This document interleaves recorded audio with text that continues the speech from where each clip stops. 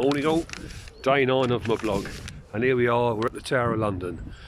A little bit of history here for you.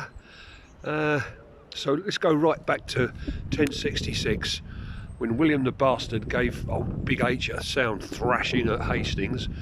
He then marched on to London and thought, I need to subjugate the peasants, what can I do? So he built this bleeding great big Norman keep, the like of which the local populace had never ever seen in their lives. They were used to living in mud huts, I suppose. Anyway, he built this big old Norman keep.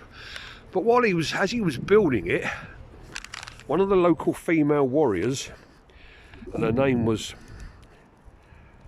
Alfreda Voi Hanley, gave battle with him. Anyway, he gave her a sound thrashing as well, but he was so impressed by her resilience and fighting spirit that he had her and her female accomplice buried underneath the castle. And there is actually a plaque, you can just about see it over there, and it commemorates the fighting spirit of Alfreda Voi Hanley and her team as such, who gave battle. Anyway, Tower of London, built in the 1070s by William the Bastard, and if you can see there, that's the Thames. It floats under what was then known as Watergate, but it changed its name in later years to Traitors Gate, and it was called Traitors Gate because heads of state and the enemies of the state were ferried through there, and the saying was, if ever you went through there, you never came out again. So many were executed or imprisoned. And talking about executions, Anne Boleyn had her head chopped off in the Tower of London, and a bloke called Lord Haw, who was he was on the radio during the war. I might not remember that, but Vi might. So he was on the radio, and he used to give what do they call it? Lots of speeches against the Allied forces, and he was cited for treason, and he was shot for treason in the Tower. One of the last few people to be executed in the Tower. So kings and queens, enemies of the state, were imprisoned there. The two princes, I'm sure you've heard of that.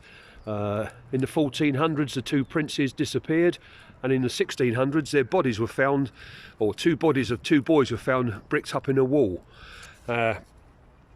So yeah, they believe that the bodies are of the two princes. So panning round, you can see the white tower there. It's actually slightly red, but it would have been white in them days. Someone else painted it.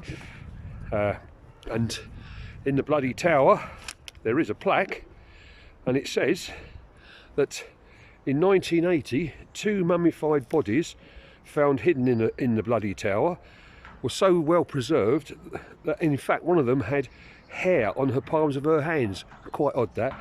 Yeah, so here we go, Tower of London. Yeah, now looking through there, I don't know if you can see it, but just in the distance there, I'm trying to get a better view of it. Yeah, I think, yeah, you can just see the top of it. It's the Shard. Now, the Shard. What do we know about the Shard? Well, it's 310 metres tall, 95 floors. It's actually the tallest building in Western Europe. It was the tallest building in Europe until the Ruskies thought we can do better than that and built 2 towers taller than it within the space of a week. So trust them. Lift speed 6 metres a second. And if you get the right weather conditions, I mean, can you see the Shard? Yeah, just about there. Yeah, weather conditions are right, it's a 50-mile radius. Fantastic. I've been up the Shard, yeah, magnificent. In fact, I took my wife up the Shard. She wasn't that impressed, but I could have stood there all day. However, a couple of glasses of champagne, that soon livened her up a bit.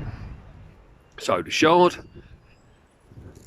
Tower of London, and padding round, we got good old white stroke red bloody tower. Okay, now tomorrow, I should be moving on a bit. Moving on towards the House of Parliament, probably. So, speak to you tomorrow.